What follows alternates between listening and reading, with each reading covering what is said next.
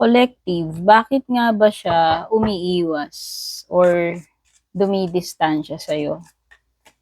Yun yung titignan natin dito sa maiksing reading natin.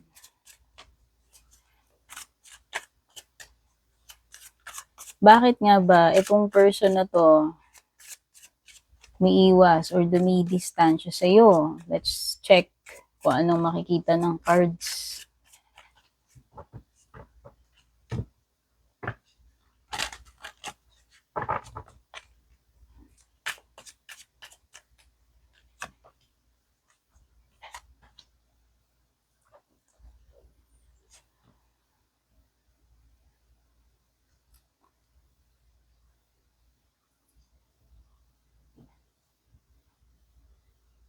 Umiiwas siya kasi pwedeng iniisip niya kasi kung ano yung sasabihin ng ibang tao.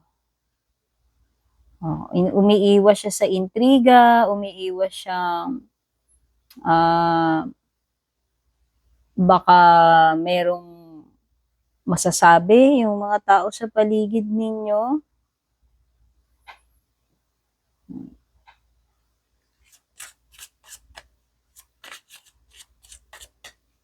Ayaw niya kasing maka-attract ng rumors or kontrobersya. Kaya siguro isa yun sa reason bakit siya umiiwas sa'yo or dumidistansya. Actually, takot siya. Di lang siya umiiwas dun sa mga chismosa, umiiwas siyang maging hot topic siya or kayo. Umiiwas siyang magkaroon ng mga intriga or alam mo yun, umiiwas nga siya dun sa mga paparazzi kasi siguro baka may mga tao rito na pwedeng magpakalat ng mga kung ano-anong chismis, no. Umiiwas siya na magkaroon ng maling impression or judgment din pagdating sa kanya or sa pagkatao niya or yung motives niya kung bakit hindi siya, kung bakit nag-iingat siya, no? Na, kumbaga parang ito yung humahadlang para makalapit siya sa'yo eh. Oo, pero kasi ito meron talaga siyang pagkagusto sa'yo. Ito kasi yung card ng attraction. Siguro malakas ang dating mo, ang sex appeal mo. Very, siguro ikaw ay charming, ikaw ay witty. Depende naman kasi ang word na sexy eh. Hindi lang naman siya about physical, no? Pero malakas kasi yung magnet mo sa kanya, malakas yung dating mo sa kanya. Kumbaga, hindi kanya ma-resist, pero umiiwas siya sa'yo kasi pwedeng mag-attract ng intriga or usap-usapan.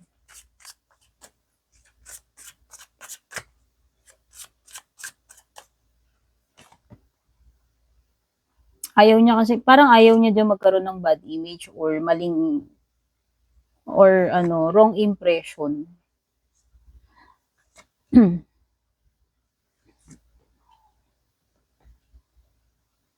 So, ang mga lumalabas na signs dito,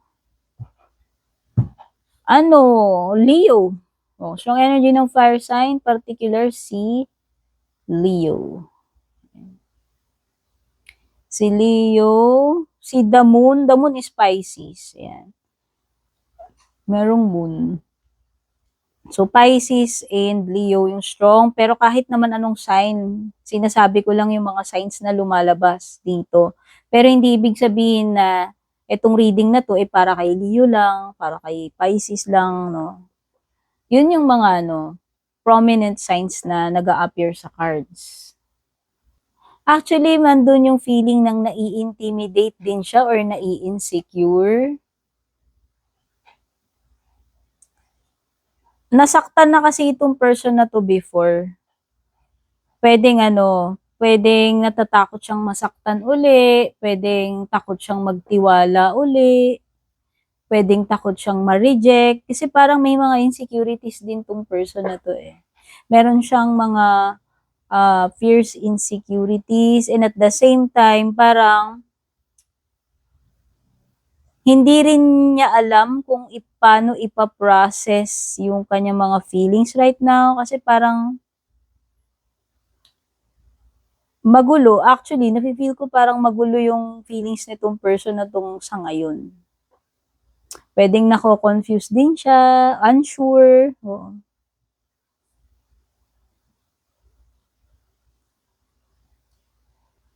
Actually, merong something na ano dito sa person na 'to, um,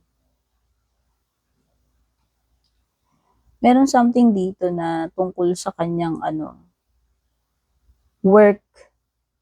It could be something na related sa ano, yung kung papaano niya babalansehin yung oras niya. Actually, siguro very busy person ito. Very busy siguro siya sa ano, trabaho niya. Something na related sa pera. Baka isa yun sa blockage dito sa person na 'to kaya parang nag-aalangan or dumidistansya siya sa'yo. Baka kasi ikaw ay someone na baka ikaw ay someone na mas mataas yung rango niya o baka kasi sa workplace 'to, oo. Kasi parang nase-sense ko kanina, nahihiya, hindi siya siguro isa na rin yun. Hindi rin niya alam biyahe siguro para sa kanya. Baka mas mataas position mo rito. Baka ano, baka ikaw manager ka tapos siya clerk, 'no. So parang parang nafi-feel ko na mas superior, mas mataas yung level mo sa kanya kaya parang nahihiya siya or nai-intimidate siya, 'no, nai-approach ka. Aside from that, kasi kung sa isang workplace lang kayo, siyempre ayaw nga niyang kumbaga ayaw niyang makapag-spark ng mga tsismis-tsismis, 'di ba, doon sa mga CCTV diyan, sa mga marites diyan sa trabaho ninyo, sa office ninyo, diyan sa workplace. Ayaw niya kasing magkaroon ng kumbaga ayaw niya na maintriga kayong dalawa. Isa kasi yun sa ina-avoid niya, 'no. Pero sabi ko nga sa'yo, this person meron talaga siyang pagkagusto sa'yo. Oh, gandang-ganda siguro, gwapong-gwapo, elibs na elibs sa'yo. O isa pa yung rango ninyo. Siguro nadya-jahe siya, nahihiya siya kasi nga puwedeng hindi naman siya madatong or nai-intimidate siguro siya or nahihiya siya sa'yo kasi mas mataas yung position mo. Lalo na kung babae ka, o ayan, o ito very ano, particular, o doon sa mga sinabi ko na kung lalo na kung ikaw yung babae dito tapos ikaw pa yung boss 'to. So, puwedeng yun, nahihiya rin siya, nadya-jahe rin siguro siya sa'yo. So, itong madalas 'tong person na 'to, madalas nagho-hold back na lang siya. Madalas nagtitiis na lang siya, pinipigilan niya na lang yung sarili niya, siguro hanggang hanggang tingin-tingin, hanggang pantasya na lang muna siya sa'yo.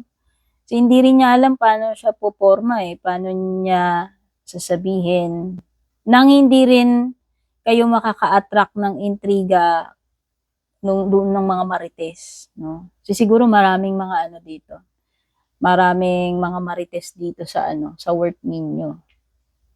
Tsaka isa pa, ayaw niyang ma-jeopardize yung professionalism since nasa ano kayo, kumbaga you are working sa isang department lang, 'di ba? So, parang ina-avoid niya 'yun, yung magkaroon ng conflict, magkaroon ng problema na ma-jeopardize pati yung ano ninyo, yung reputation ninyo or yung trabaho ninyo. Tsaka ayaw din niya kasing maka-attract nga nung mga marites diyan. Siguro maraming ang chikadora diyan sa ano, mga ka-workmates niya, diyan sa workplace ninyo. Tsaka parang may energy dito ng hindi siya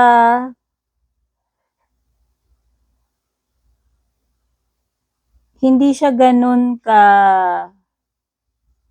ka-ready pa para pag-usapan something na related sa heartbreak, So, hindi ko alam kung nagkaroon na kayo ng relasyon nito o tapos magkatrabaho kayo. So, nakikita ko kasi dito parang nasaktan na energy. Nagkaroon na ba ng breakup sa inyo? Ayan. Parang hindi pa ano 'to, parang hindi pa siya totally healed kung meron mang galing sa breakup sa inyo rito. It's either siya or ikaw. Puwede kasing interchangeable naman yung mga energies dito. Oh. Sabi ko nga parang itong person na 'to, medyo ano siya, pagdating sa trust issues kasi nga minsan na 'tong nasaktan, niloko. Okey. Or maybe ginost mo siya. Meron kasing energy dito ng ghost, eh. Alam mo yung parang hindi nagkaroon ng